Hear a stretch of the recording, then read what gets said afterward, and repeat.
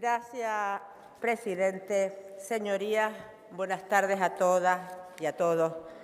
Vicepresidente, desde que el 4 de octubre el Consejo de Ministros aprobara el proyecto de presupuestos generales del Estado para el año 23, ha habido opiniones, como es habitual, para todos los gustos. En nuestro caso, hemos valorado positivamente la orientación progresista y expansiva del proyecto de presupuesto, la revalorización de las pensiones en un 8,5%, el incremento de las prestaciones por desempleo, el aumento de la dotación para dependencia, para becas y la dotación para la digitalización, pues por poner ejemplo. Silencio, señoría, por favor.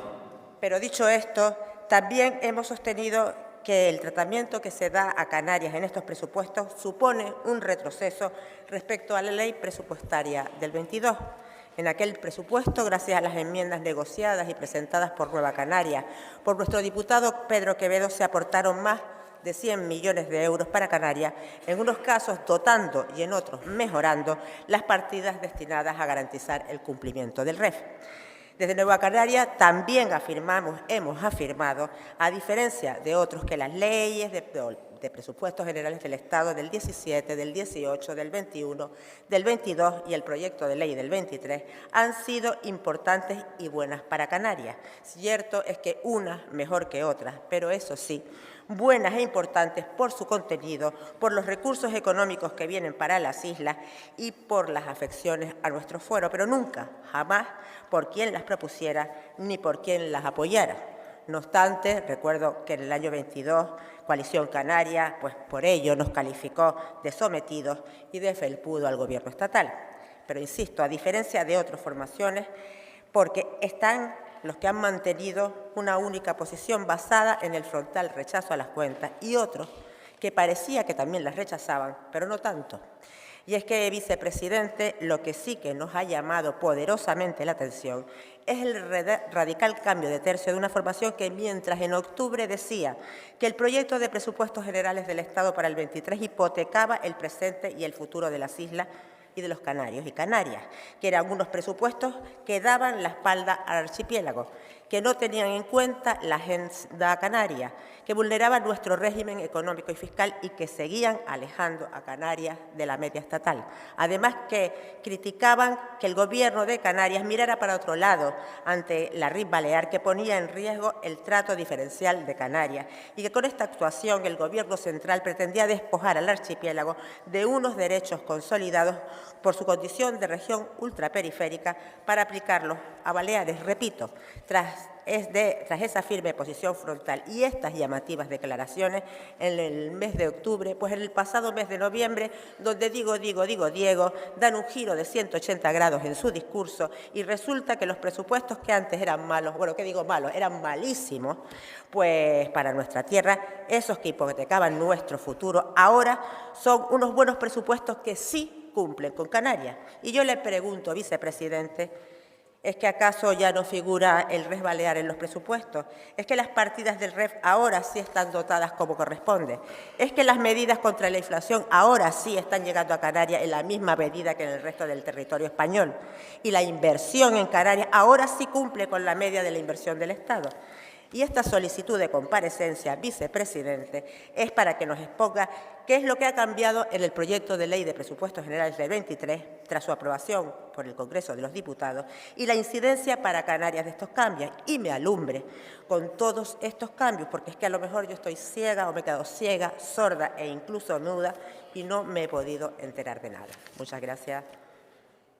Gracias, presidente, vicepresidente. Tras escucharlo atentamente, entiendo que tanto usted como yo, y supongo que otros muchos, se hacen la misma pregunta. ¿Qué ha pasado entonces para que lo que antes era un agravio para esta tierra, que alejaba cada vez más a Canarias de la media del Estado español, no lo digo yo, lo dice el señor Clavijo, que hipotecaba el presente y el futuro de la isla, ya no lo sea? ¿Y qué ha pasado para que aquellos que demonizaban el proyecto de ley de presupuestos para el 23 hace escasas semanas terminen apoyándolo y diciendo que ahora sí es bueno para Canarias, si nada de lo que tanto criticaban pues ha cambiado? ¿Es que el REF Balear ya ha desaparecido? ¿O es que ya el Gobierno central con el RES Balear no pretende despojar al archipiélago de unos derechos consolidados como región ultraperiférica para aplicarlos a Baleares? Insisto, tampoco lo digo yo, lo dice el señor Clavijo. A lo mejor es que no nos hemos enterado y resulta que una de las enmiendas que Coalición Canaria ha conseguido arrancar al Gobierno estatal elimina el RES Balear de los presupuestos generales del Estado. Pero yo no lo he visto y creo que ni yo ni casi nadie. Resulta todo una incoherencia difícilmente explicable y más incoherente, si cabe, que apoyen los del 2023 y no lo hicieran con los del 2022, cuando los segundos, los del 22, fueron claramente mejores que los primeros. Y a los datos me remito respecto a las inversiones en Canarias. Señoría, silencio, por favor. A pesar de las obstinadas declaraciones de Coalición Canarias de no, no y no, lo cierto es que el proyecto de ley desde el principio recogía una inversión en Canarias superior a la media del Estado, 285 euros per cápita frente a 282, descontada la sentencia del convenio de carretera. Y tras la aprobación por el Congreso, la inversión media en Canarias sube hasta alcanzar los 297 euros per cápita frente a los 289 euros per cápita del Estado. Dirán ahora, para justificar su cambio de postura, la incoherencia máxima, que han negociado a través de las enmiendas una serie de logros nunca antes vistos para esta tierra. Pero antes de entrar a analizar con más detalle, les adelanto que las enmiendas de Coalición Canaria no aportan ni un euro a la inversión establecida para Canarias. Repito, ni un euro. Y eso es justo lo contrario que las negociadas por Nueva Canarias, que sin tener un diputado en el Congreso presentamos o negociamos con Compromís que las presentara, incrementamos la inversión para Canarias en 20 millones de euros con destino a infraestructuras hidráulicas. Pero vemos esas enmiendas, o veamos esas enmiendas revolucionarias de Coalición Canaria y cómo han convertido la calabaza en carroza. 100 millones de euros para La Palma, 40 millones y medio para la gratuidad del transporte público terrestre de viajeros, que detraen de los 427 millones que había para la bonificación de del 75% de viajes aéreos residentes en Canarias, y digo 40,5 porque los otros 40,5 ya los tenía comprometido el presidente del Gobierno de Canarias. Y, por cierto, un inciso, un logro histórico fue un 75% de bonificación al transporte aéreo y marítimo para toda la vida, para siempre. La gratuidad para guaguas y tranvías, que no significa que el Estado ponga el 100% del coste del billete, no. Lo que pone es lo que antes pagaban los usuarios, que es un 25%, y además solo lo hacen para un año. Más que un logro histórico, yo diría que es un apaño político.